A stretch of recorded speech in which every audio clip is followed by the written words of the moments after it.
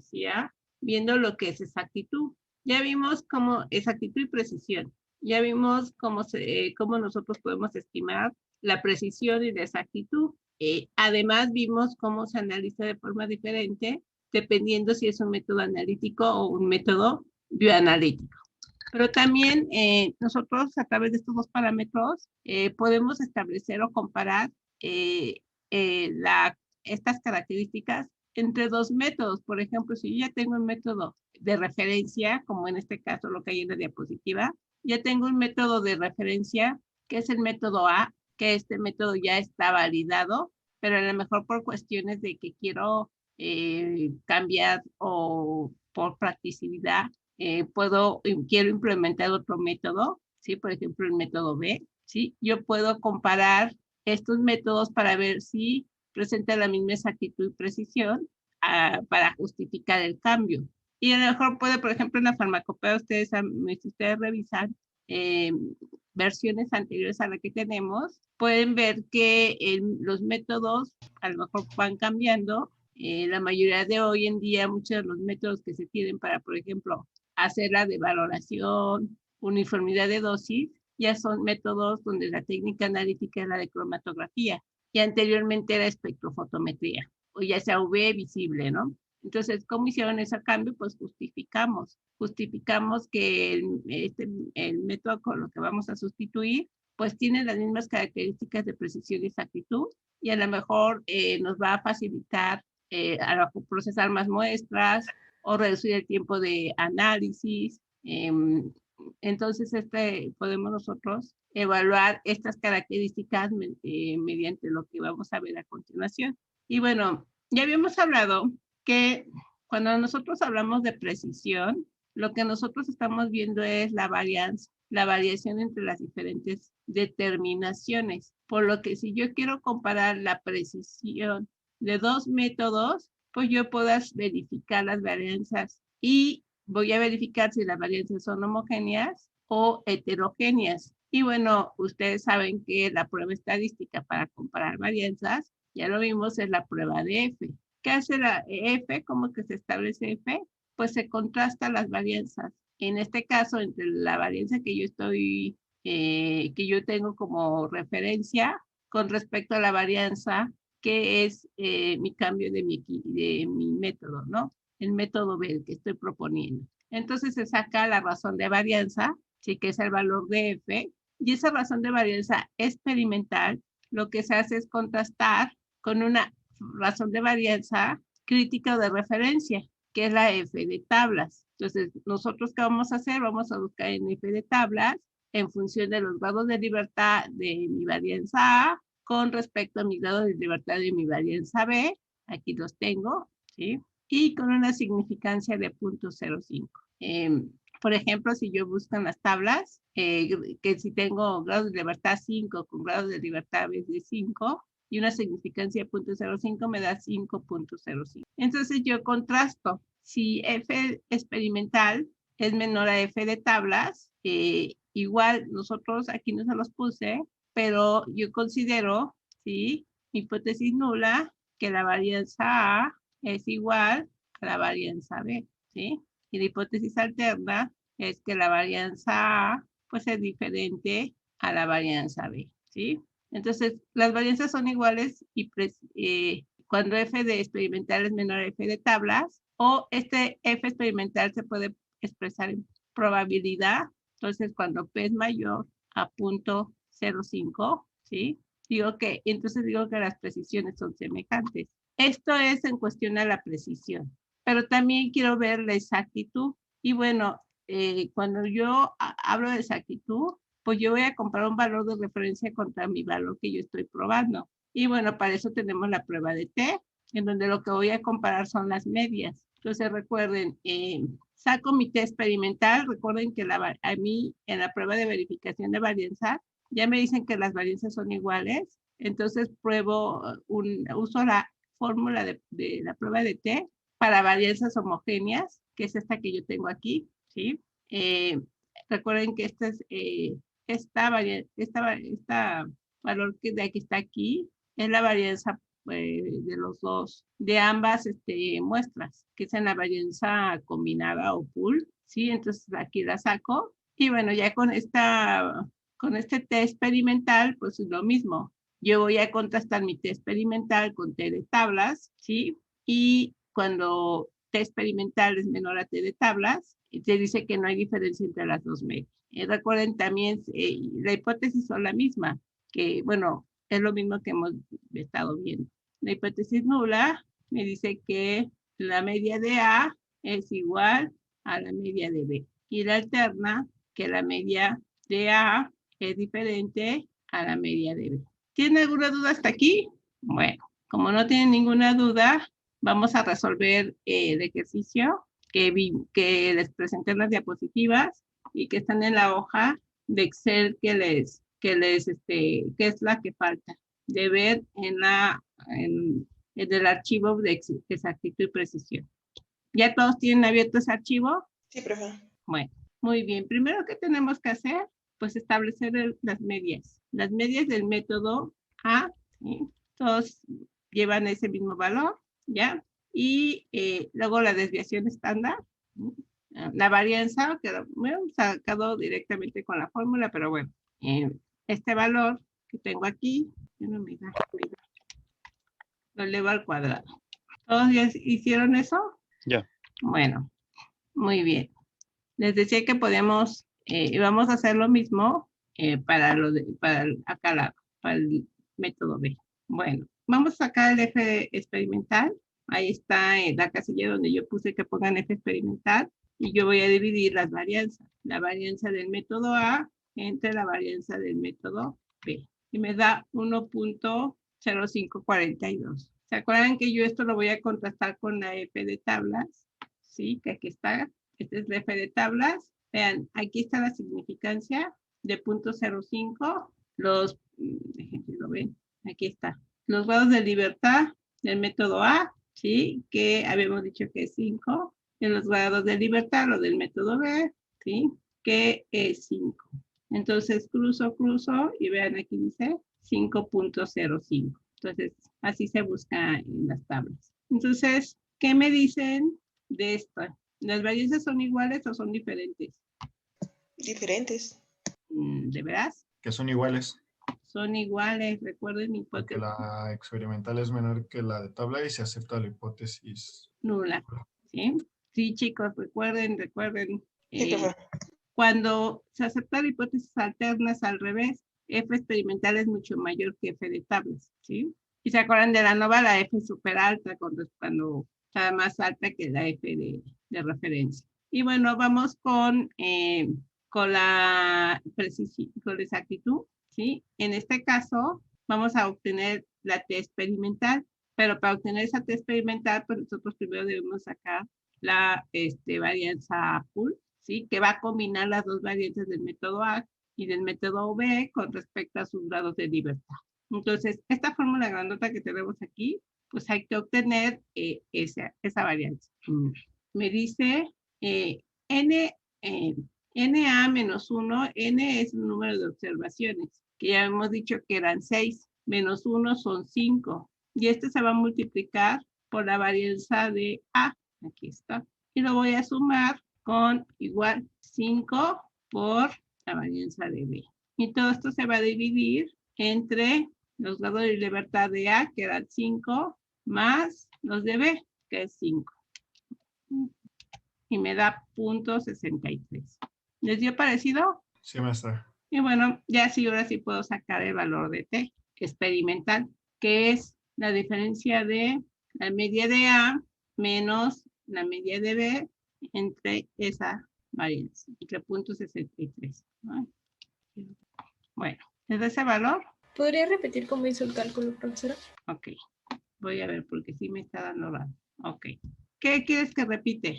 Nada más el de T, profesora. Muy bien, sería la media de método A, ¿sí? Menos la media del método B, entre esto. Ahí está. Gracias, profesora. Está saliendo. Profe, yo tengo una duda. ¿Es la fórmula que está ahí? Porque no estamos ocupando la raíz cuadrada ni eso. Ah, sí, me falta la raíz cuadrada. Con razón me salía raro. Yo decía, algo me falta. Gracias, muchas gracias. Nos faltó la raíz, perdón. Aquí está, qué bueno que me verifican. La raíz, ahí está. Y además no estamos haciendo lo que dice la raíz, que es raíz y vamos a tener esto, varianza entre 6. Sí, muchas gracias. Y yo decía, bueno, que está mi error. Más, otra vez la misma varianza entre 6, porque son el número total, ¿sí? Y ahora sí ya. Muy bien. Sí me faltaba la parte de abajo, porque hay que considerar las observaciones. Las 6 del método A y las 6 del método B. Me coloqué ahí, ya está la fórmula. Verifiquen que sí la metí bien. Todos ya vieron si está bien o está mal. Sí, Sí, está profesora. bien. Bueno, ahora sí ya.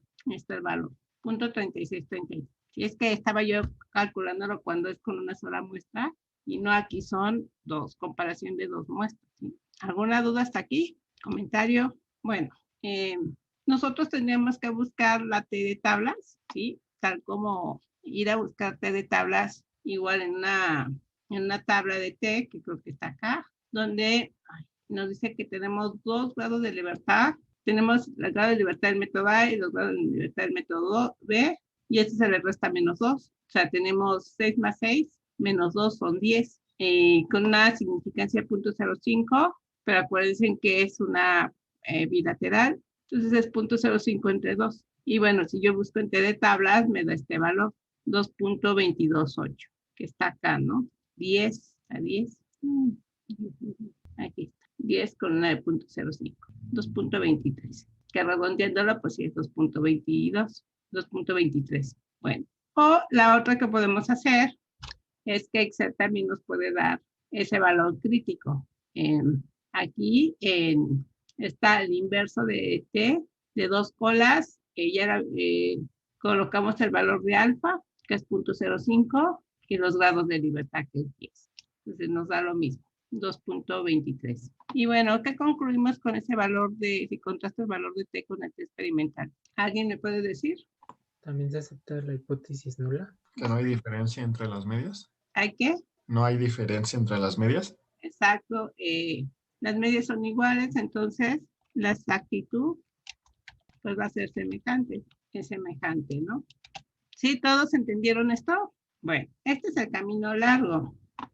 Podemos también hacerlo rápidamente con Excel no lo puede dar. Si se van a datos, se acuerdan que está aquí análisis de datos, ¿sí? Y bueno, donde hicimos la regresión lineal, también viene esa prueba, creo que está, aquí está, prueba de F para varianza de 2 muestras, ¿sí? Entonces, ¿ya todos identificaron la prueba de F para varianza de 2 muestras? ¿Sí? ¿Todos abrieron el análisis de datos? Sí, profesora. ¿Ya todos la encontraron? No, profesor, un segundo. Sí, maestra. Bueno, entonces hay que localizar la prueba de F para varianza de 2 muestras. Cuando ya lo encuentren, hay que decirle aceptar. ¿Ya puedo darle a aceptar? ¿Sí o no? No, profe. ¿No?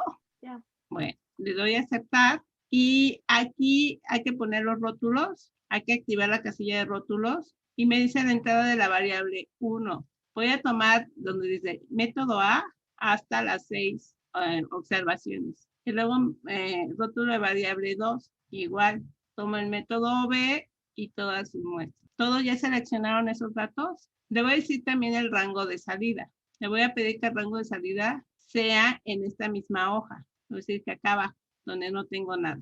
Ya todos seleccionaron, ya todos indicaron o tienen esta ventana así. Recuérdense, hay que poner activar que vamos a utilizar los rótulos. Hay que meter el rango de la variable B1, que es toda la columna, del método A y luego la del método B. Y también hay que establecer el rango de salida, que yo lo digo que era rango de salida en la misma hoja. ¿Ya todos hasta aquí? Sí, maestra. Muy bien, entonces le pongo a aceptar y acá ya me salió exactamente lo que acabamos de hacer. Me sale la media de A, de B, las varianzas, las observaciones, los grados de libertad, el valor de F. Vean que mi valor de F es muy parecido, pues prácticamente es igual, ¿sí? Aquí lo voy a poner. Este es el que yo saqué con la fórmula, que es igual. mi valor de F. También me da mi valor de F de valor crítico, el de tablas, que es de 5.05. ¿Se acuerdan que yo acá lo había puesto de 5.05? Y me da el valor de P, ¿sí? Si yo quiero contrastar, ¿sí? Aquí está el valor de F, el valor de F crítico y el valor de P, ¿sí? Que aquí está mayor a 0.05. Entonces acepto la hipótesis nula y pues nos sale exactamente igual. ¿Alguna duda hasta aquí? Bueno, también podemos calcular, hacer una prueba de T para dos muestras. Vamos a volver a abrir el análisis de datos. Ya todos abrieron el análisis de datos y vamos a buscar la prueba de T para medias de dos muestras. Tenemos varias, 3 opciones. 2 muestras emparejadas, cuando estas muestras están relacionadas. Por ejemplo, yo estoy siguiendo los parámetros de un grupo de personas a las 5, a las 6, a las 7 horas después de administrar un medicamento. Y estoy haciendo la medición en la misma unidad, ¿sí? En los mismos sujetos. Entonces, ese sería el caso de la prueba de T para muestras emparejadas. Aquí no nos aplica, entonces vamos, que son muestras independientes y tenemos 2 opciones. Prueba de T para 2 muestras suponiendo varianzas iguales o suponiendo varianzas desiguales. En este caso, como ya hicimos la prueba de varianza, ya nos dijo que las varianzas son semejantes o iguales, pues tenemos esa opción. Vamos a seleccionar esa opción. ¿Ya todos están ahí? Si no me dicen nada, yo Sí, avanzo. profe. Sí, profesora. Ok, ya le dije aceptar. Igual vamos a activar lo que es los rótulos. Voy a tomar el rango de salida de variable 1, que es el método A, el rango de la variable 2, que es el método B. Igual el rango de salida, voy a ponerlo acá abajito, ¿sí? Y le digo aceptar. Y vean, me sale exactamente lo mismo que habíamos hecho allá arriba. Igual está la media, la varianza, observaciones, la varianza agrupada, que a nosotros nos había dado este valor. Aquí sí se ve, es prácticamente igual, la varianza agrupada. Y los grados de libertad. Y este es el estadístico de T, el que sacamos nosotros con la fórmula, que nos da igual de menos 0.3633. También nos está el valor, aquí nos pone el valor crítico de T de una cola o de 2 colas. Nosotros ya habíamos dicho que es de 2 colas. Entonces, si lo contrasto con el de tablas, bueno, es lo mismo, debe ser lo mismo porque es el valor crítico o el teórico. Y bueno, es de 2.228, igual, está igual. Y bueno, ¿qué vamos a hacer? Aquí vemos igual que estábamos viendo, que el T experimental es menor al T de tablas, ¿sí? Nos sale exactamente lo mismo. Pero también tenemos la probabilidad, el valor de P, que estamos viendo que si es mayor a 0.05. Entonces, les decía, esta es la forma rápida de hacerlo. ¿Tienen alguna duda hasta aquí? No, profesora. Bueno, hasta aquí es todo lo que vamos a ver de exactitud y precisión. Vamos a seguir con otros 2 parámetros, que es el límite de detección y el límite de cuantificación. En el caso del límite de detección, aquí en la diapositiva les presento su definición. Es una definición muy sencilla y nos indica que la concentración mínima de un compuesto de una muestra, la concentración mínima del compuesto que esté en una muestra, que puede ser detectada pero no necesariamente cuantificada, bajo las condiciones de operación establecidas. En cambio, también tenemos otra definición, que es el límite de cuantificación, que hacemos referencia a la concentración más baja del compuesto, que puede cuantificarse cumpliendo con los criterios de precisión y exactitud. Todos tienen claro esta definición, ya las habían oído hablar, ¿verdad? Ya la han de haber manejado en otras clases. ¿Alguna duda o comentario de esta definición? No, profesora. Bueno, y entonces, ¿cómo se calcula o cómo se establece el límite de detección y el límite de cuantificación? Hay varios métodos. Un método muy básico es el que es un método basado en la señal ruido. Hay ciertas técnicas analíticas que tienen un ruido o una señal basal. Entonces, cuando nosotros metemos un blanco, por ejemplo, ya sea un método cromatográfico o espectrofotométrico, vamos a tener una señal esa señal es la señal de todos los componentes de la muestra excepto del analito, o por ejemplo de los diluyentes, ¿sí? Y entonces nosotros vamos a ver que si hay una señal o ruido de esa muestra, de ese blanco, por ejemplo. Sin embargo, yo puedo ir viendo, si coloco concentración, voy aumentando poco a poco las concentraciones de mi analito, voy a empezar a ver que en el tiempo de retención, por ejemplo, va a empezar a aparecer la señal del analito. Cuando yo considero que ya lo detecté o lo cuantifiqué, pues yo lo que voy a hacer es con la señal o el valor de ruido, ¿sí? Precisamente en ese tiempo, yo lo voy a multiplicar 3 veces, ¿sí? Y voy a esperar. Si yo digo que tengo una respuesta que es mayor a 3 veces la señal de ruido, yo ya estoy viendo que estoy detectando mi analito. Y si es mayor, 10 veces mayor, yo ya podría estar diciendo que ya lo podría cuantificar. Vamos a ver un ejemplo para que lo tengan más claro. En esta diapositiva les presento la respuesta de mi analito, ¿sí?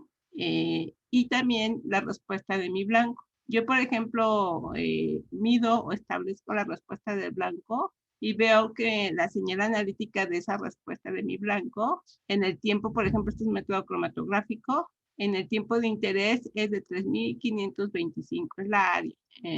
Si yo multiplico este valor de mi blanco 3 veces, este corresponde a 10.575.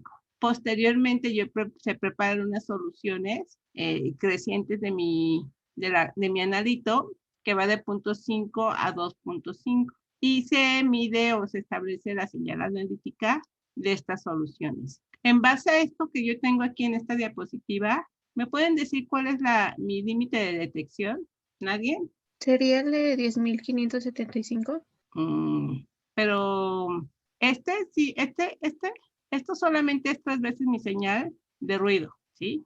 Sí, es 0.5. ¿Por qué 0.5? Porque es lo mínimo de la muestra que sí. 0.5. ¿No será 2.5? Tendría que ser un valor entre 1.5 y 2, Exacto. porque están ahí entre, o sea, los 10.575 estarían en medio de esos valores. Sí, o sea, yo considero que yo cuando ya tengo una señal analítica 3 veces la señal del ruido, podría ya estar ya detectando mi analito, ¿sí? Entonces, 10.575 es lo que yo al menos espero que tenga esa señal analítica de mis soluciones patrón. Entonces, la solución inmediatamente que tenga una señal analítica inmediatamente mayor a ese valor es la de 2, ¿sí? ¿Sí van entendiendo o no van entendiendo este concepto? Recuerden, el límite de detección es la concentración mínima que se puede detectar, ¿sí? De mi analito. Y ya por especificaciones de la UPAD dicen que tú estás detectando tu analito cuando tú tienes una señal 3 veces mayor que la señal del ruido, ¿sí? Entonces, si ustedes ven esas soluciones, por ejemplo, de 0.5, la concentración más baja, tengo una señal de 4.215, que es una señal muy parecida al blanco ruido. Entonces yo ahí no podía detectar si esa señal se debe a mi analito o a mi blanco, porque es muy baja.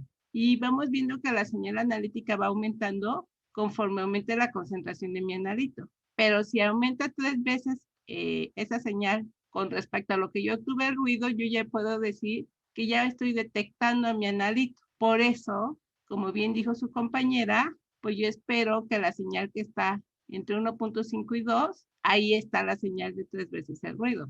Entonces, siempre se toma el valor inmediatamente superior a 3 veces la señal del ruido, que es la de 2 partes por millón. Entonces, a partir de 2 partes por millón, se considera que ya estás detectando a tu analito. ¿Sí entendieron o no entendieron? Sí, profe. Entonces, aquí recuerden, el límite de detección se estima en 2 partes por millón, que es la cantidad de analito inmediatamente posterior a 3 veces el ruido. Bueno, vamos a verlo con el límite de detección. En el caso del límite de detección, igual tengo en la segunda tabla mi señal de mi analito, y lo multiplico por 10, que es para el requisito que se pide, que mi señal analítica sea 10 veces mayor que mi señal de mi blanco y ruido. Y bueno, se vuelven a preparar una serie de soluciones estándar que va de 5 a 25. En base a esas respuestas que estoy viendo, ¿cuáles ustedes considerarían que fuera su límite de detección? En 15 partes por millón. ¿Sí? 15 partes por millón, que es la concentración inmediatamente superior, la concentración que tuvo una señal inmediatamente superior a 10 veces la señal del ruido. ¿Sí? Es muy bien. Entonces, como les decía, el límite de cuantificación se estima en 15 partes por millón, que es la cantidad de analito inmediatamente posterior a 10 veces el ruido. ¿Tienen alguna duda hasta aquí? No, profesora. Esta parte es cuando están desarrollando el método analítico. A veces no viene, ya no lo haces en la validación, porque se supone que tú ya aquí, a partir de aquí, cuando estás desarrollando tu método analítico, pues ya sabes más o menos cuál es la concentración mínima que puedes cuantificar y detectar. Ya que ustedes ya saben de dónde van a partir más o menos lo que pueden establecer su rango, después ya pueden ustedes establecer el intervalo de calibración o el rango de calibración de su curva de calibración. Y entonces, si ustedes ya propusieron una curva de calibración, podemos verificar el límite de detección y cuantificación. Y existe un método que se llama método basado en la extrapolación de la recta de calibración. ¿Qué quiere decir? Que en base a mi pendiente y ordenada, principalmente a mi pendiente, y yo puedo establecer estos parámetros.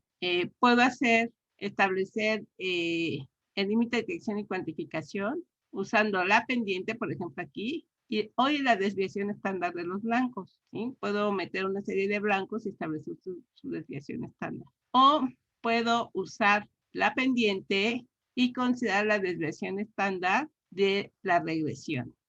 O puedo considerar la pendiente y la ordenada origen y la desviación estándar de la ordenada al origen. Entonces tengo esas tres opciones. Y esto, les decía, ya se hace después para verificar realmente si mi límite de detección y cuantificación está bien planteado. ¿Tienen alguna duda hasta aquí? Bueno, vamos a abrir la hoja de Excel de límite de detección y límite de cuantificación. ¿Sí? Todos ya la tienen identificada. En esa hoja de Excel viene este ejercicio, ¿sí? Que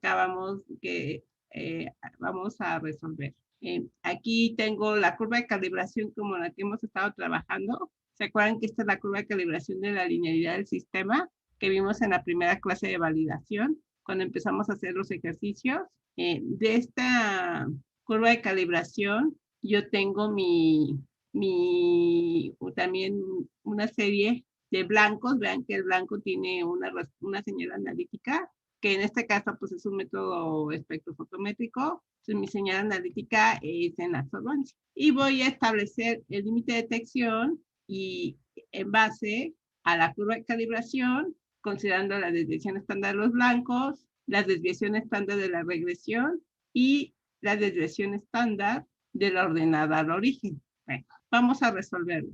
¿Qué es lo primero que tendríamos que hacer aquí? En la primera opción dice que yo puedo calcular la curva, puedo usar el límite de detección, calcularlo usando la pendiente, que aquí está la fórmula de la pendiente, y la desviación estándar del blanco. ¿Qué es lo primero que harían, chicos? ¿Alguien que me diga?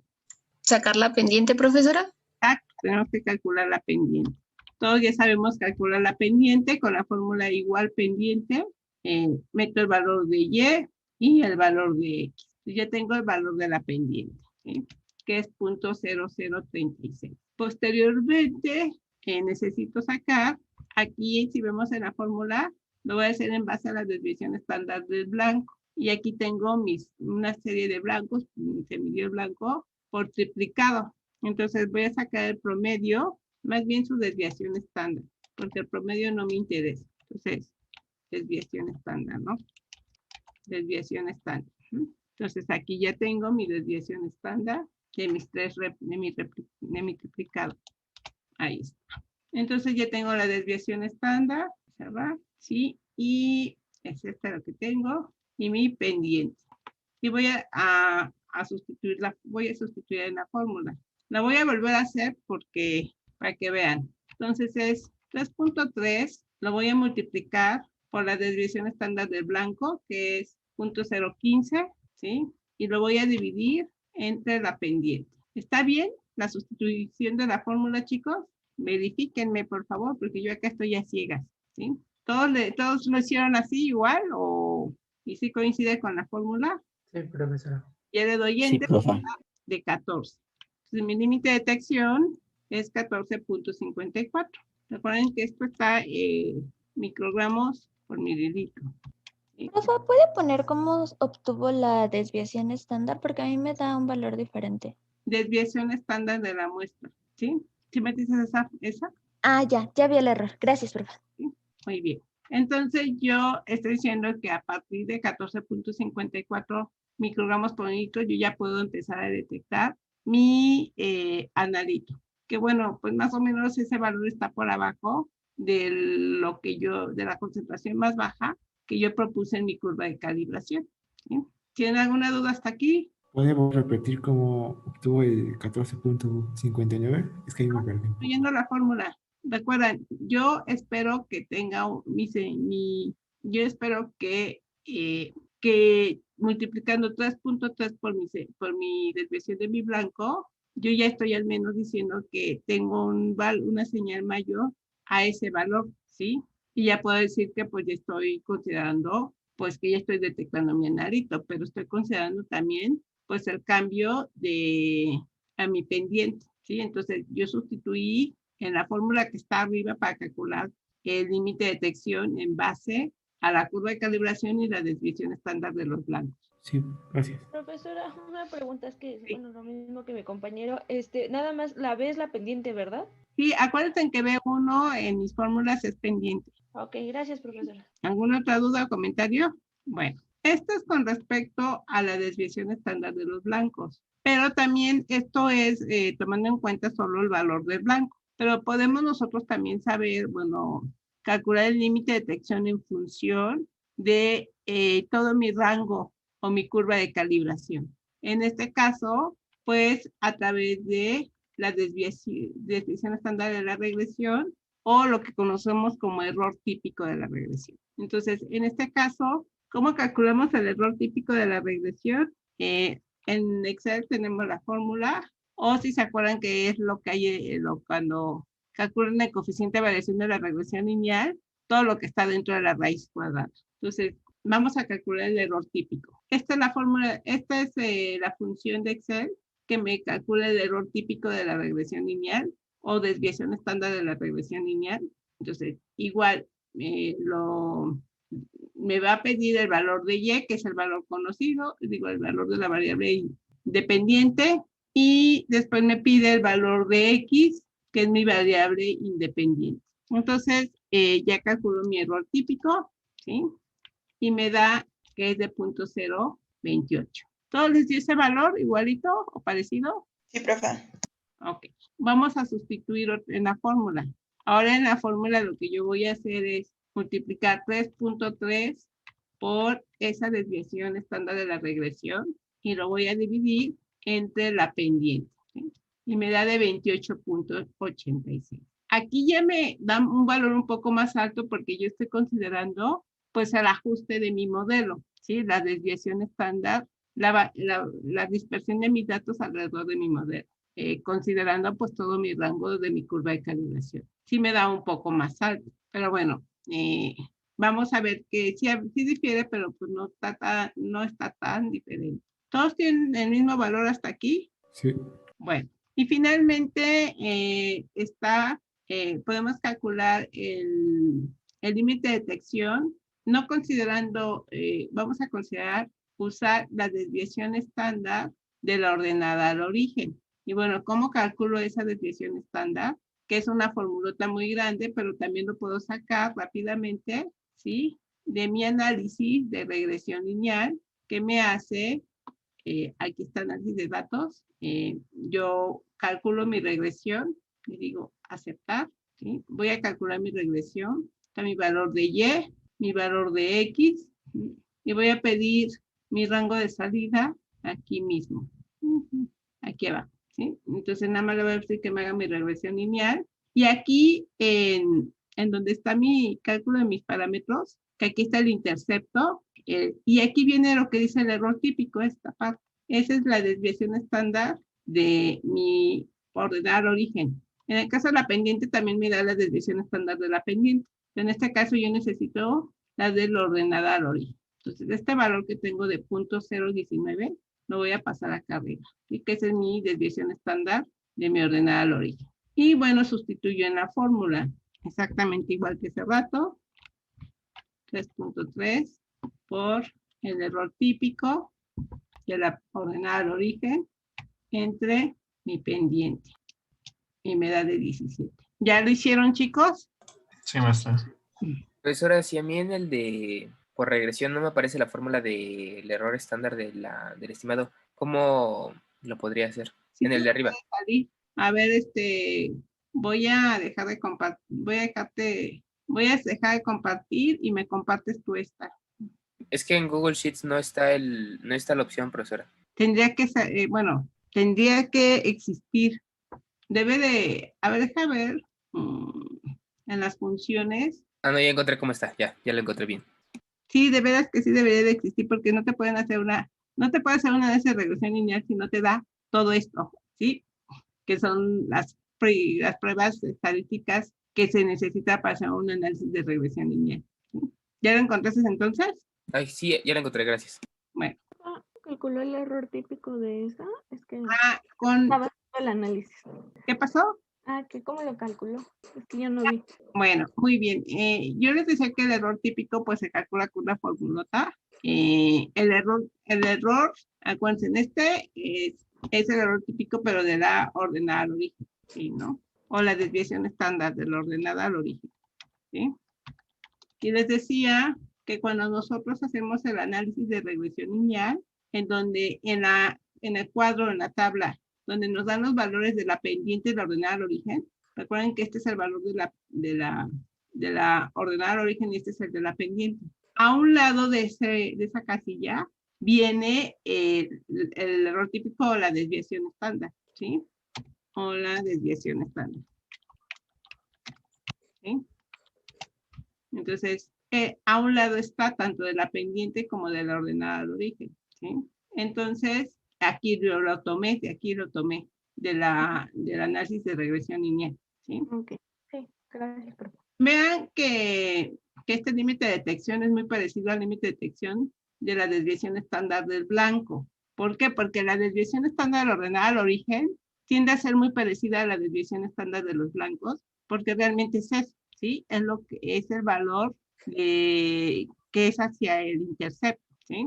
Entonces, por eso nos da muy parecido. ¿Tienen alguna duda o comentario, chicos, de aquí? Yo sí, profesora. ¿Cómo sacó el 0.028? Es que tengo el Excel en inglés y me perdí un poquito. Es el error típico, no sé cómo sería en inglés. Busqué la función en Google y por eso me perdí, pero bueno, es que es TYX y ya, así. Bueno. Pero quiero ver cómo lo sacó y ya, nomás pongo la función. Ok, entonces pongo error típico XY. Cuando lo selecciono, me pide el valor de Y. Aquí dice conocido de Y. Entonces meto el valor de Y, luego le pongo el coma porque hice la fórmula y dice el conocido de X. Entonces meto los valores de X y cierro el paréntesis y ya me da. Ok, gracias. Bueno, chicos, ¿hasta aquí tienen alguna duda o comentario? Yo sí, profesora. Sí, Alan. Entonces, lo que estamos sacando es el límite de detección y las concentraciones que obtuvimos. ¿Es la concentración mínima que puede detectar el equipo? Ajá, tu método. No el equipo, sino tu método. Bueno, sí, incluye el equipo, pero bajo esas condiciones que tú estás estableciendo. De tu método analítico es la concentración mínima que se puede detectar de tu analítico. Y la otra es la que se puede cuantificar, ¿no? Ajá, vamos a hacerlo ahorita. Sale, gracias. Ok. Bueno, vamos a calcular el límite de cuantificación. Entonces, si ven la fórmula son las mismas. Tenemos lo único que aquí, basándonos en las especificaciones que ya habíamos dicho que se considera 3 veces la señal de ruido o 10 veces la señal de ruido, pues mi fórmula solo cambia. En vez de 3, acá en la fórmula anterior tenía 3, pero después por reuniones internacionales que se hizo, se acordó que mejor era 3.3. Pero bueno, lo único que cambia en la fórmula es el valor de, en vez de 3.3, ahora es 10. Y bueno, vamos a transferir todo lo que teníamos acá, el valor de la pendiente, porque ya lo hicimos, aquí está, el valor de la desviación estándar del blanco, ¿sí? Ya lo teníamos, voy a borrar esto. Profesora, Sí, con base a la ordenada del origen, ¿cuál es el valor de SA? Eso no fue lo que pude ver. SA es la desviación estándar ordenada al origen. Su índice A es todo lo que tiene que ver con la ordenada al origen. ¿Sí, Franco? Y entonces ese vale .01, .019. No, es este, ¿no? .019, ¿sí? Sí, ese. Ok, gracias. Entonces, también voy a transferir esta información a la segunda hoja de Excel. Entonces transfieren lo que calculamos con respecto a las desviaciones estándar del blanco, de la regresión lineal y de la ordenada al origen. Entonces, ¿ya lo transfirieron? Profesora.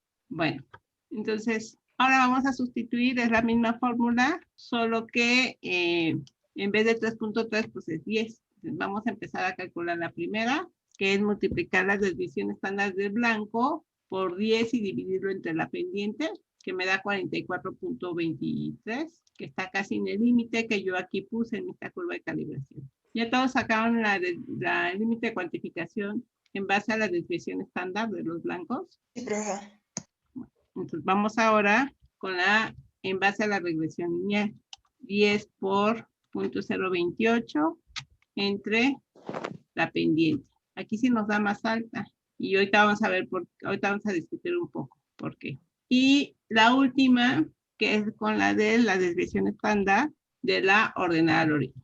10 por la ordenada al origen, la desviación estándar ordenada al origen, entre la pendiente. Bueno, entonces tenemos, ya habíamos dicho que el blanco y la desviación estándar de la ordenada al origen nos da valores parecidos o cercanos. Y sí nos da un poco más alta con la desviación estándar de la regresión. Y bueno, ya se acuerdan que con esta curva de calibración tenemos problemas porque mis datos a lo largo no cumplían muy bien con los valores de la precisión. Teníamos valores muy diferentes en cada replicado. Sin embargo, no importa, estamos viendo que mi límite de cuantificación, por ejemplo, para el blanco y la ordenada al origen es cercano a lo que yo ya había planteado, que es 40 microgramos por mililitro. ¿Sí? Luis o Fátima iban a decir algo, comentar algo, ¿no? Fátima. No, profesora. No, pero la verdad es que tengo el micrófono. Así no te preocupes. Es que como vi que se prendió, todos está calculado, no tuvieron los mismos valores. ¿Le podría bajar tantito, profesora, para ver Ajá. Sí, gracias. ¿Sí? Entonces, ¿qué nos está diciendo? Pues que yo, a lo mejor podemos decir que alrededor de 40, 50, 81 partes por millón, yo ya puedo cuantificar mi analito, ¿sí?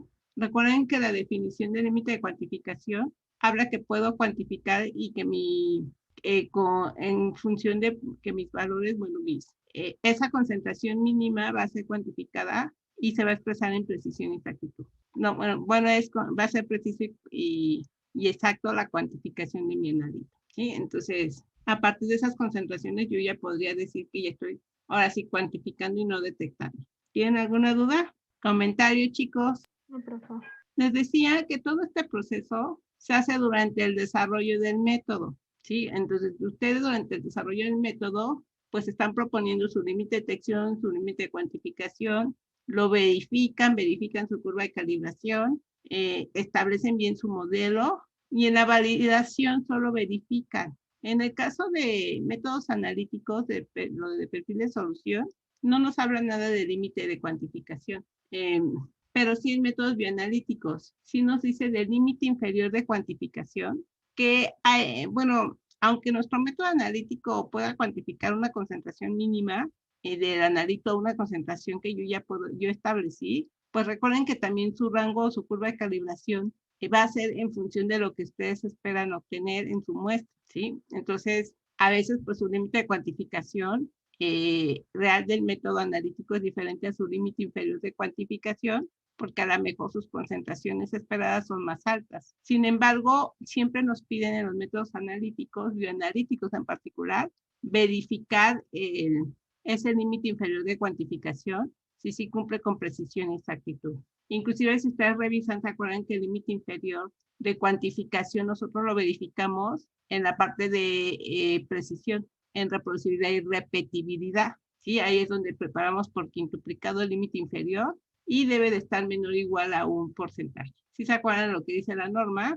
Entonces les decía, el límite de detección y el límite de cuantificación lo proponemos en el desarrollo del método, se establece cuando desarrollemos el método, pero por ejemplo en el método bioanalítico sí lo verificamos que sí cumpla con esas características de precisión y exactitud. Y por ejemplo, aquí está aquí está la parte de validación de métodos bioanalíticos, que aquí sí habla del límite inferior de cuantificación, que les decía que una cosa es el límite de cuantificación y el otro es el límite inferior de cuantificación, que se propone en base a lo que nosotros estamos esperando, en base a lo que la curva de calibración, en base a lo que yo espero en función de las características farmacocinéticas de mi fármaco, en particular la CEMAX. Pero sí se nos pide que en la precisión y en la reproducibilidad y en la exactitud yo verifique si este límite inferior de cuantificación cumple con los criterios de precisión y exactitud. Entonces, en ese punto nos pide que establezcamos el coeficiente de variación para ver si la concentración más baja se cuantifica, puede ser cuantificada en función de su precisión y también en función de la exactitud. Entonces, pues se tiene que calcular la desviación relativa. Y bueno, esto pues es muy sencillo, nosotros ya saben hacer, ya lo saben hacer, por lo que yo les voy a pedir que lo calculen como tarea. Pues otra tarea son tareas cortas, pero lo más importante es que me den la conclusión, ¿sí? Si el límite inferior de cuantificación cumple con los criterios de exactitud y precisión. ¿Tienen alguna duda hasta aquí, chicos? No, profesora. No, profesora. De todos modos, para que no se les olvide, yo les voy a subir la asignación de la tarea, terminando la clase. Bueno, esto es todo lo que hemos estado viendo de límite de detección y límite de cuantificación. Solo aquí nada más la tabla comparativa, ¿no? Vemos que sí difieren un poco, sin embargo,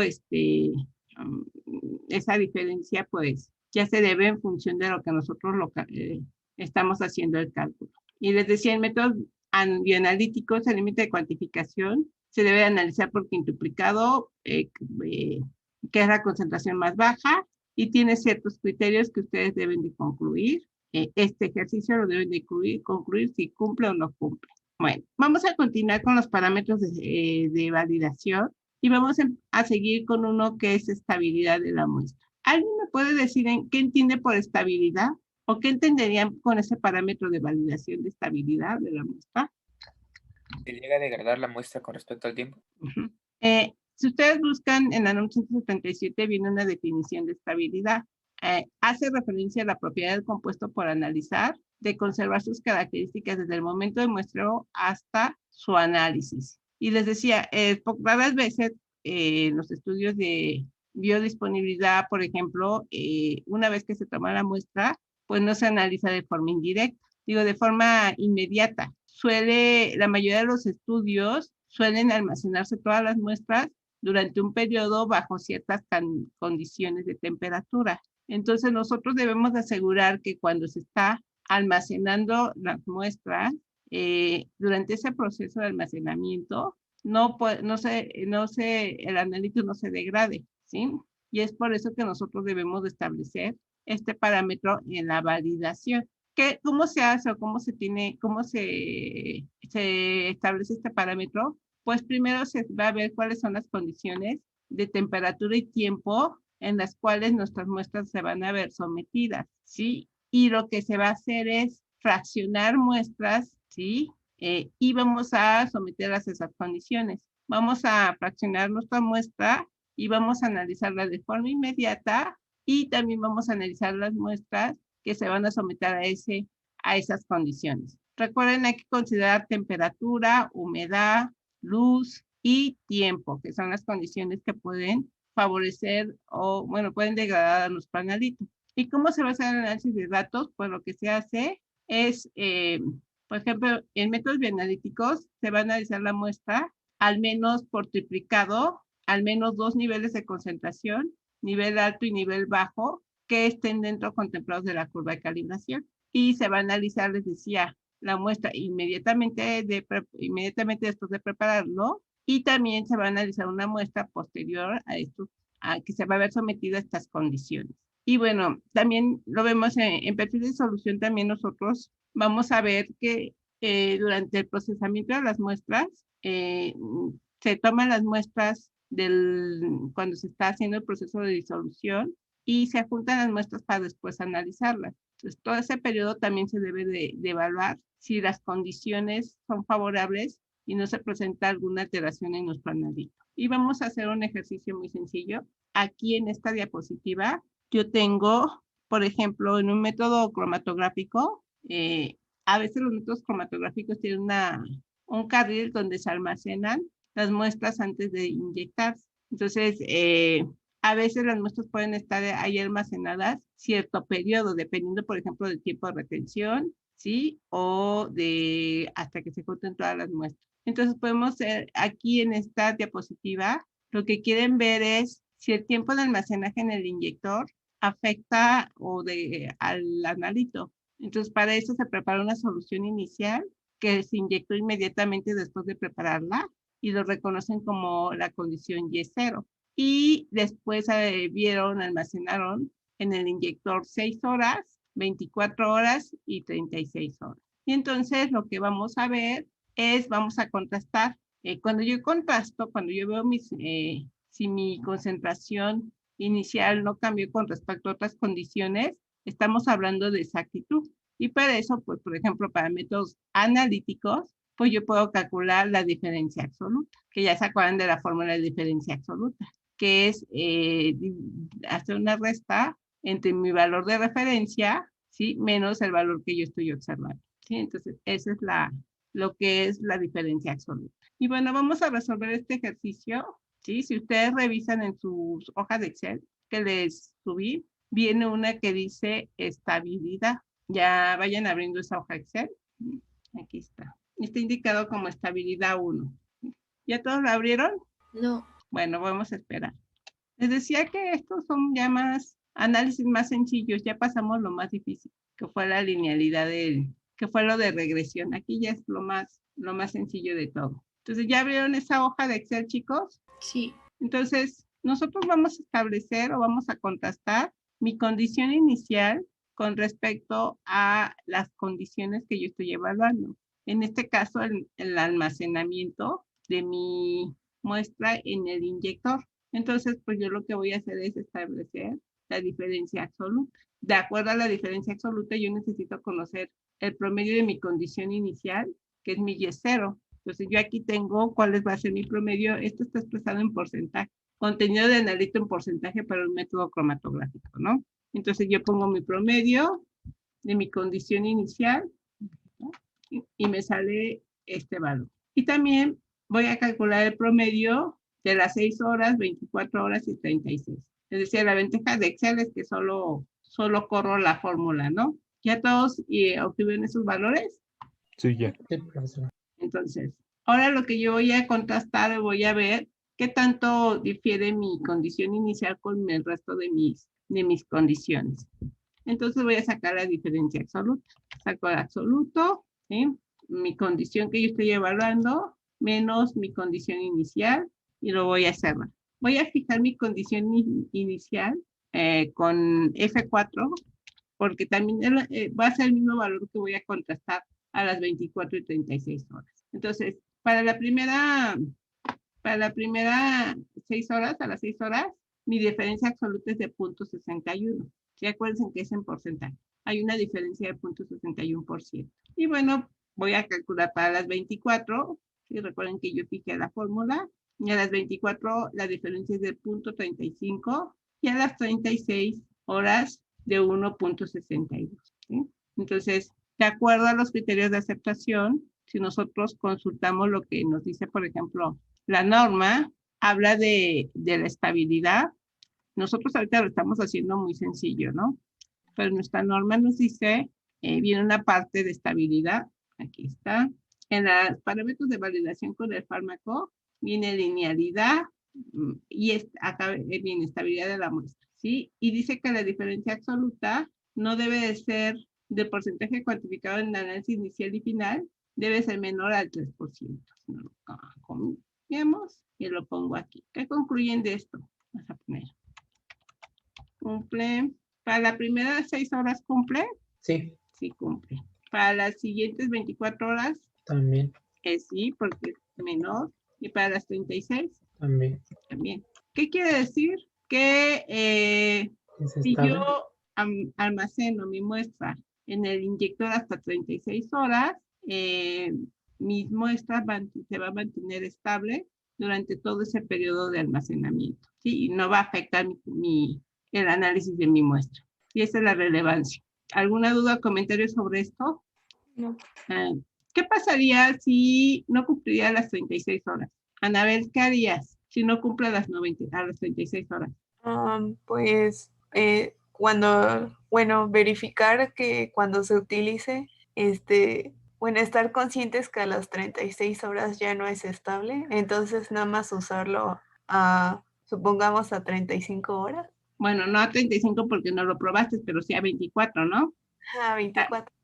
En este caso, cuando no nos cumple la estabilidad, aquí no es así como linealidad o precisión, que hay que volver a revisar e inclusive cambies el método. Aquí, si no te cumple, por ejemplo, 36 horas o 24, pues tú lo que recomiendas es que pues el almacenamiento no excede más de ese tiempo, ¿no? Inclusive si no te cumple, pues decir que no almacenes, que proceses inmediato. A veces se buscan estrategias, por ejemplo, bajar más la temperatura, colocar algunas sustancias, por ejemplo, agentes antioxidantes, protegerlos de la luz, pero tú tienes que verificar que todas esas medidas, pues sí, realmente te mantengan estable. Entonces tienes que volver a repetir la prueba bajo esas condiciones. ¿Tienen alguna duda de esto? Bueno. Esto fue de acuerdo a lo que nosotros, así muy sencillo, ¿no?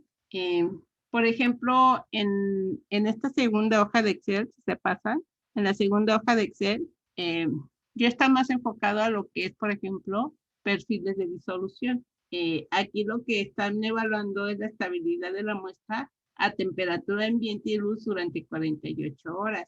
Y, por ejemplo, bajo ciertas condiciones, que están haciendo el análisis de las muestras, aquí es exagerado 48 horas, ¿no? Pero ustedes pueden darse cuenta que, por ejemplo, desde que toman la muestra del disolutor hasta que la muestra se procese, pues puede pasar un tiempo en el que esas muestras en solución estén en la mesa de trabajo, se estén filtrando, se estén procesando, hasta que llegan al equipo y se mide. Entonces pasa un tiempo en el que esas muestras están expuestas a la luz, ¿sí? Y están bajo condiciones de temperatura ambiente. Entonces se tiene que evaluar. Y por ejemplo, aquí se hace exactamente lo mismo, nada más que está más desglosado, ¿no? Tengo mi concentración calculada, ¿sí? Tengo la concentración recuperada, que acuérdense que mi señal analítica de estas soluciones se van a interpolar en la curva de calibración, y al interpolar en la curva de calibración yo tengo una concentración cuantificada o recuperada. Pero para fines para contrastarlo mejor, pues yo puedo sacarlo en porcentaje. Aquí estoy haciendo 3 triplicados. Nos dice que en realidad en la norma no nos dice, cuando hacemos estabilidad no sé si es por duplicado o por triplicado, ¿no? Pero aquí se están preparando 3 soluciones, ¿sí? Tenemos 3 réplicas, la réplica 1, la réplica 2, y se analizaron por duplicado cada réplica, ¿no? Y esto es para pues, evitar que tengamos alguna inconsistencia en los resultados. Entonces, ¿qué vamos a hacer? Vamos a sacar el promedio, ¿sí? De cada replicado, ¿sí? Esto es súper fácil porque nada más arrastramos las fórmulas, ¿sí? Ya todos sacaron el promedio. Sí, profesor. Vamos a sacar el porcentaje recuperado. Si se acuerdan, que es la concentración recuperada, ¿sí? Entre la que estamos calculando, la de referencia, ¿sí? Y lo multiplicamos por 100, ¿no? Entonces, ese es mi porcentaje recuperado. Igual lo arrastro, ven que las fórmulas se mantuvieron, ¿sí? Y al final, pues lo que me interesa es el promedio. el promedio de esos 3 replicados. ¿Sí? Verifico nada más la precisión, ¿sí? Por ejemplo, puedo sacar la desviación estándar de la muestra y su coeficiente de variación, que es la desviación entre el promedio por 100. ¿Por qué es importante verificar la precisión, chicos? Alejandra, Araceli, ¿por qué es importante verificarla si no estamos evaluando precisión? ¿Desapareció? Me apareció. A ver, Andrea, ¿por qué crees que sería importante verificar la precisión? ¿Sí es? Pues sí, aquí estoy, profesora. Si no me recuerdo, creo que la precisión era para que no importa el número de repeticiones que se hagan, siempre se tenga como que un valor parecido, o sea que eso no sea un factor que afecte. Sí, en este caso, ¿se acuerdan? Ahorita lo que vamos a hacer para establecer la estabilidad es calcular la diferencia absoluta. O sea, yo voy a dividir el promedio de la condición 0 menos el promedio de la condición que estoy evaluando. Pero yo me debo de asegurar que esos promedios sí sean representativos de todas las soluciones que preparé. Y como para que yo pueda decir que ese promedio es representativo, pues debo de cumplir con el criterio de precisión, ¿sí? Sí, y además, si yo no me cumple la precisión, pues realmente me está diciendo que algo está mal en la solución, que está mal preparado, y entonces no podría yo, pues, seguir y comparar entre las condiciones. Por eso siempre se pide que verifiquen precisión, ¿sí? Cuando vamos a hacerlo de estabilidad. ¿Sí, chicos? ¿Todos entendieron por qué? Maestra, yo no entendí bien el por qué. Ok. Por ejemplo, si yo tengo datos muy dispersos, ¿sí? Por ejemplo, en una muestra yo puedo tener que tengo porcentaje recuperado de 80 y en otras de 150. Pero a la hora de hacer el promedio me da cercano a 100, ¿no? Y tú pues vas a decir, pues como que eso no es correcto, como que hay mucha dispersión. Esto me dice que durante el análisis pudo haber algún factor que me modificó mi respuesta, ¿sí? Entonces, ¿yo cómo voy a seguir con el análisis de la estabilidad si tengo la duda de que mi solución se preparó mal, ¿sí? Y además, yo voy a utilizar los promedios, y ese promedio debe ser representativo de todas mis repeticiones. Y si tengo datos muy dispersos, pues ese promedio no me representa todas mis repeticiones, ¿sí? Entonces, es por eso se verifica primero la precisión antes de seguir con el análisis. Antes de seguir con el análisis estadístico, bueno, la comparación para establecer la diferencia absoluta. ¿Sí? ¿Todos hasta aquí? Sí, maestra, gracias. Muy bien. Bueno, vamos a calcularlo. Miren, si ustedes copian y pegan esto, nos va a venir las fórmulas igualitas, ¿no? Ya sabemos calcular promedios, desviación estándar y todo, ¿no? Vean, si viene el promedio de los replicados, el promedio, el porcentaje recuperado, ¿sí? Tomando en cuenta su concentración calculada, ¿sí? El promedio de los 3 y el coeficiente. Entonces, vemos que las dos condiciones cumplen con precisión. Entonces, yo lo único que voy a hacer es, aquí en el cuadro anterior, transferir el promedio del tiempo 0 y el promedio del porcentaje recuperado de las 48 horas, ¿sí? Y ya calculo la diferencia absoluta. Muy bien. ¿Qué concluyen de esta parte? Ya ahí tengo que el valor de la diferencia es 1.41. Recuerden que este es un método que se utiliza para perfiles de disolución.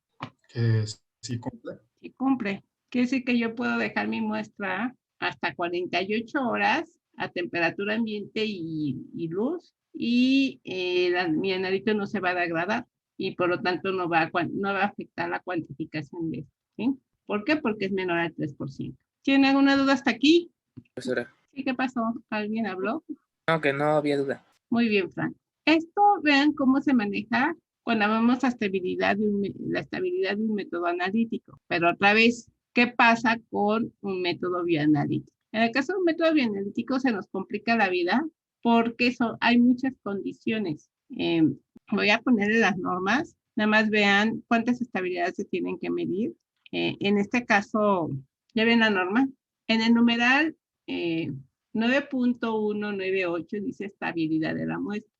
Y aquí dice determinar las condiciones de temperatura y tiempo entre los que el fármaco permanezca estable en la matriz biológica. Durante su manejo, ¿sí? O sea, cuando estamos, por ejemplo, tomando y separando la muestra, o sea, la toma de muestra, su almacenamiento y su procesamiento analítico, ¿sí? Entonces, desde que se toma la toma de muestra, pues se separa, se centrifuga y bueno, y después se almacena.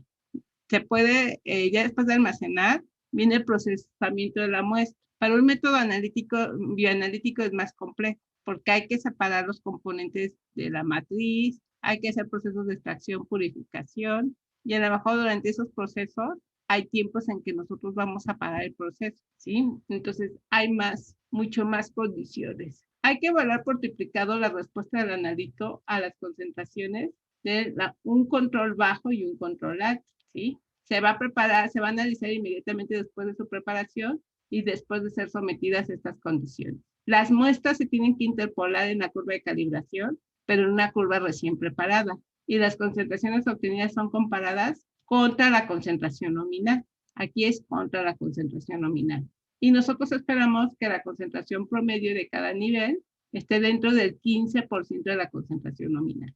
Este es mi criterio. Ahora vean cuáles estabilidades se hacen. Estabilidad a corto plazo, ¿sí? Esta es la matriz biológica, temporadas y tiempos durante el procesamiento de la muestra. Por ejemplo, cuando se hace la separación, cuánto tiempo estuvo en la mesa de trabajo, ¿sí? Cuando están haciendo la precipitación, etc. Pero también hay una estabilidad a largo plazo. En el caso de largo plazo, estas son condiciones de almacenamiento en las que se van a mantener la muestra, ¿sí? Al menos este tiempo debe ser el equivalente desde que se tomaron las muestras hasta el día de su análisis. Por ejemplo, si yo tengo un estudio que se estuvieron muestreando a los sujetos de investigación y para recolectar todas las muestras, la primera muestra que se almacenó fueron 20 días, pues se debe de hacer la estabilidad hasta de 20 días, ¿no? Hay otra que se dice estabilidad de la muestra procesada, ¿sí?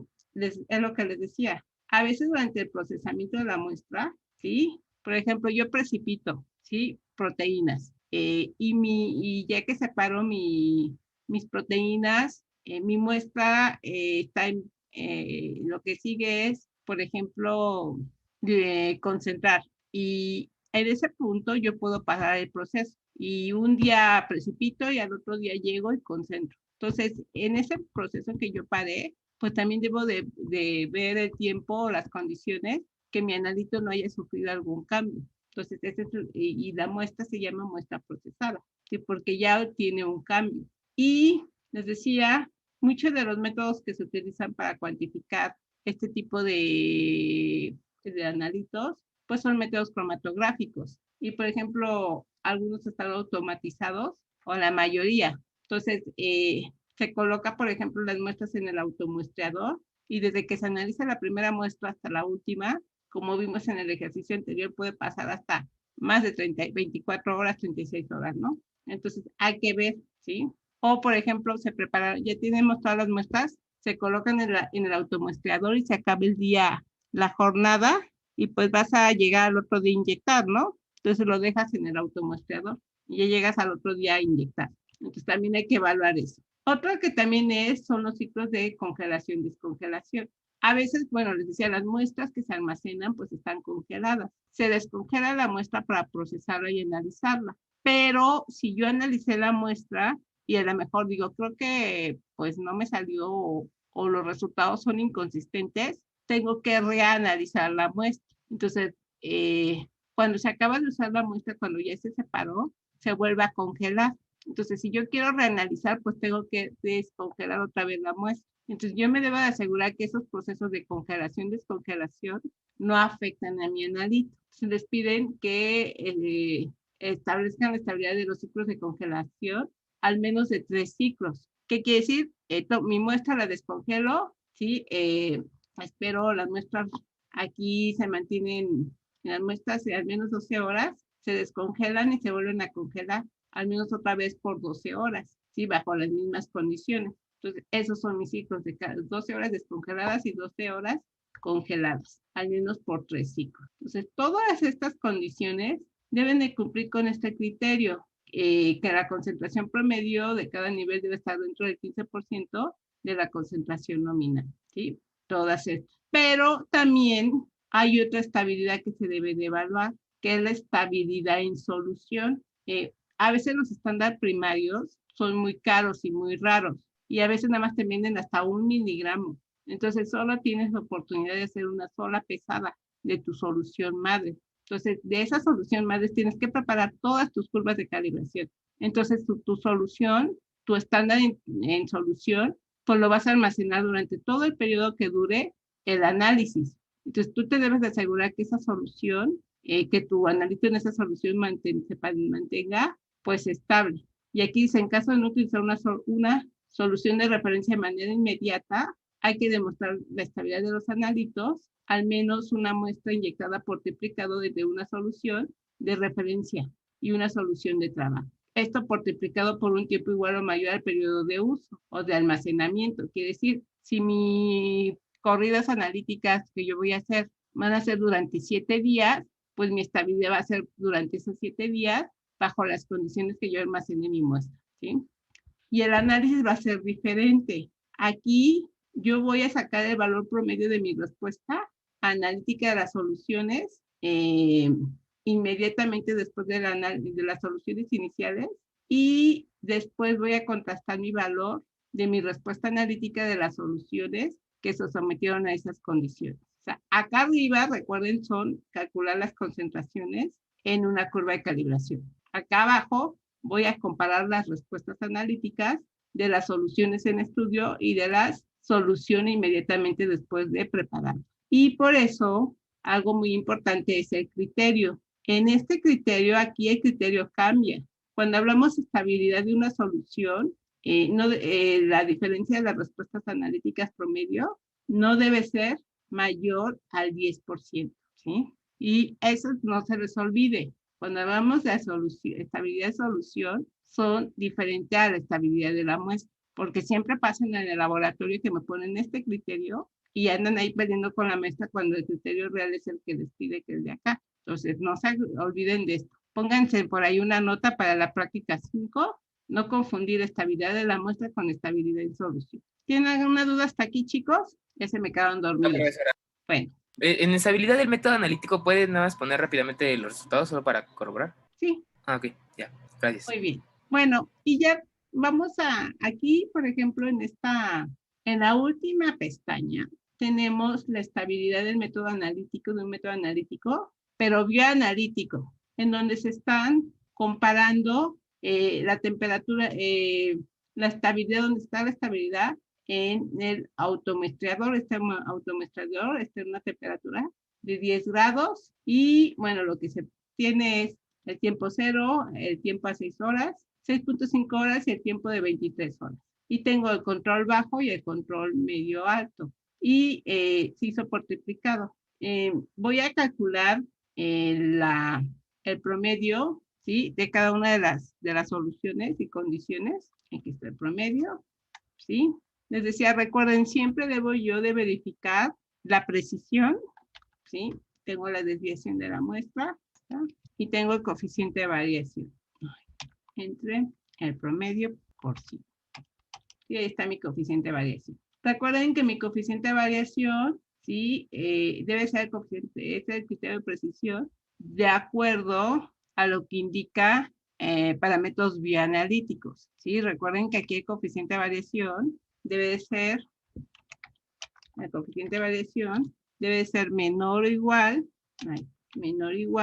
al 15%, ¿sí? Dejen mejor insertar el símbolo, aquí, menor o igual, ¿sí? Aquí, pues este sí está. Y en este caso voy a contrastar para calcular para establecer la estabilidad, yo voy a ver o voy a contrastar mi concentración que yo obtuve con respecto a mi concentración nominal, es decir, calcular la desviación relativa. Entonces, ¿qué voy a hacer? Voy a contrastar mi concentración nominal menos mi concentración promedio y la voy a dividir entre mi concentración nominal. Y finalmente lo expreso en porcentaje. Ahí está. Voy a fijar el valor de 15, porque acuérdense en que ese valor de 15 es mi valor fijo, porque es mi concentración nominal. Para el resto de mis condiciones va a ser la misma concentración nominal, ¿sí? Entonces, esto es para mi tiempo cero. Que en realidad en mi tiempo cero pues no me interesa porque realmente solo aquí estoy verificando que desde el origen, desde la solución inicial, pues mi solución está bien preparada, ¿sí? Y pues no hay ningún problema. Cumple con precisión y exactitud. Las que me interesan son las 6.5 horas y las 23 horas. Entonces voy a arrastrar las fórmulas porque pues esto no hay nada, gran problema, ¿sí? Y me voy a enfocar en estas dos partes.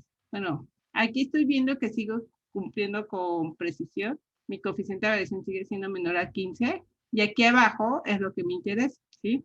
¿Se acuerda el numeral que ya habíamos dicho, a este numeral, el 9.33, que es con respecto a la estabilidad, ¿sí? Pues yo voy a concluir si cumple o no cumple. Si estas condiciones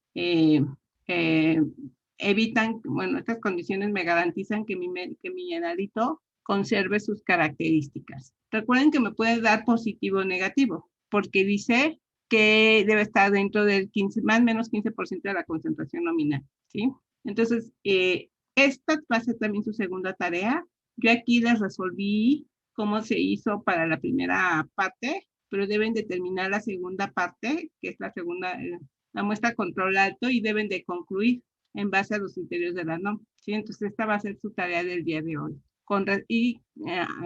Tomando en cuenta los de límite de detección y de cuantificación, su otra tarea. ¿Tienen alguna duda hasta aquí? Profesora, ¿puede regresar a la fórmula de desviación relativa, por favor? Sí, esta que está aquí al ladito, se las puse también en la hoja de Excel. Sí, es que me salen otros resultados, bueno, muy feos. Igual a mí, profesora, cuando arrastré salían distintos. ¿Fijaron el valor de 15? Sí. Miren, si quieren, lo que puedo hacer es cambiar 15 menos la concentración obtenida entre la concentración nominal. Otra vez 15, ¿no? Ahí está. Y la jalo y ya no cambia. Les tendría que dar esto, ¿sí? Solo cambian la fórmula, a lo mejor a la hora de arrastrar algo se les movió, ¿sí? Sí, gracias. Bueno, ¿alguna duda o comentario hasta aquí, chicos? No, profe. Bueno, muy bien. Entonces acabamos la clase de hoy.